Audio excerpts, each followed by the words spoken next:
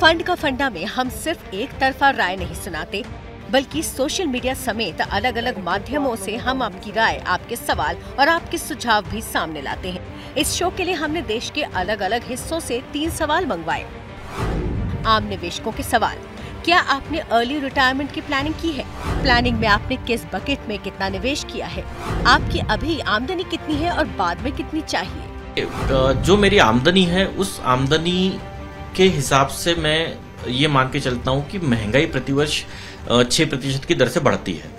तो अगर आज मेरी 100 रुपए आमदनी है तो मैं ये मान के चलता हूँ कि 6% सालाना महंगाई वृद्धि करने के बाद में मुझे, जब मैं रिटायर हूँ तो मुझे उस महंगाई के हिसाब से मेरी मुझे मंथली इनकम वहां से मेरी उस जो कॉर्पस बने उससे बन जाए। तो मैं वो आमदनी में इन्फ्लेशन लगा के और इस हिसाब से उसको मीट आउट करने की कोशिश करता हूँ कि भविष्य में मैं जो आज इन्वेस्ट कर रहा हूँ वो इन्फ्लेशन से ज्यादा रिटर्न मुझे मिले।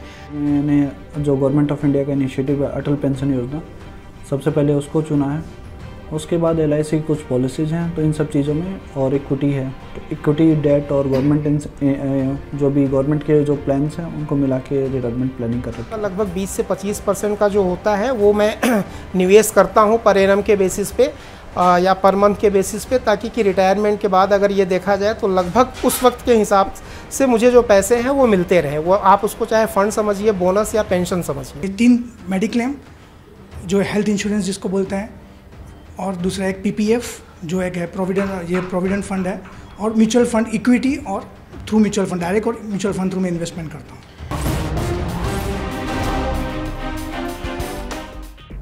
फंड का फंडा में हम आज बात कर रहे हैं रिटायरमेंट की। अगर आप 40 पे रिटायर होना चाहते हैं तो आपको क्या क्या कर लेना चाहिए।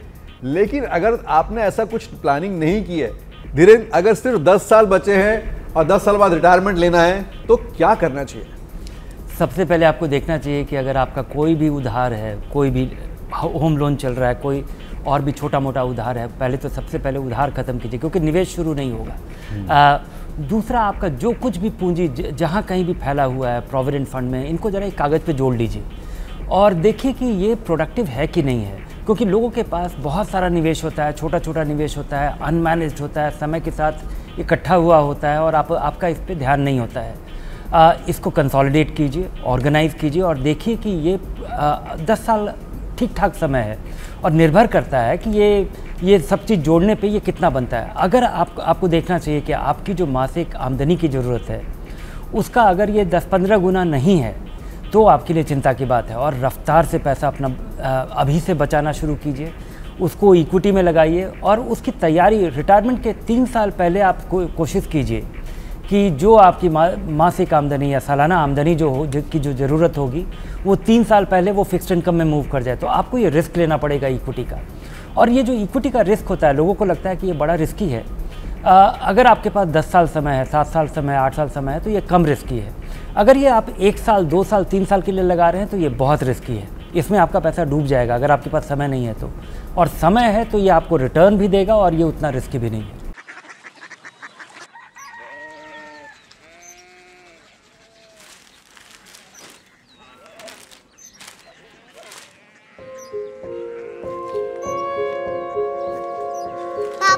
बाबा कोरिया सिटी जानिए।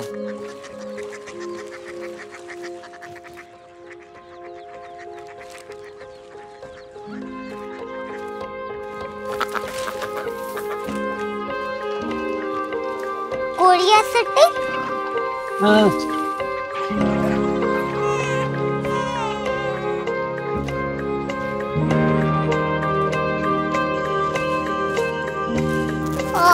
कोरिया सिटी कहाँ पे है?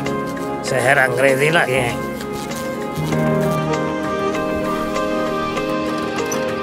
Korea city.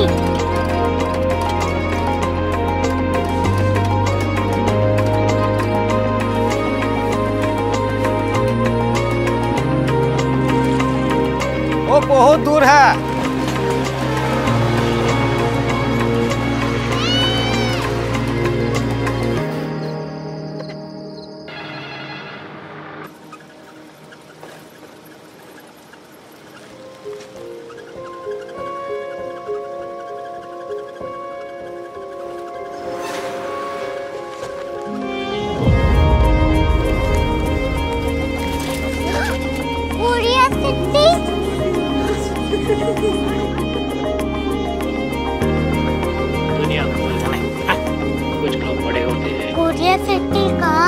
प्रोफेसर साहब को पता होगा।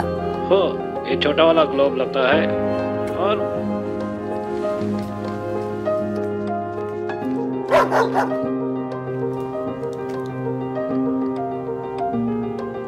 पता नहीं, मेरी बेटी से जाके मिल लो, शायद उसे मालूम हो।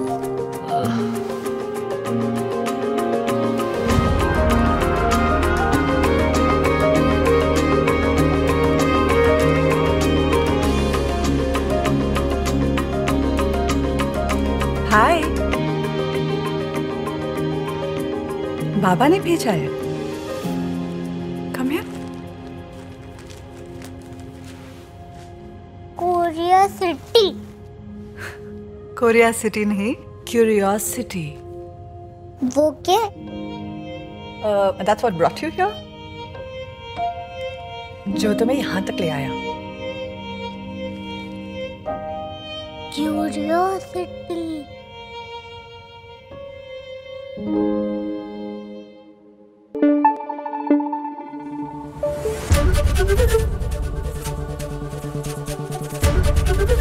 ABP न्यूज आपको रखे आगे।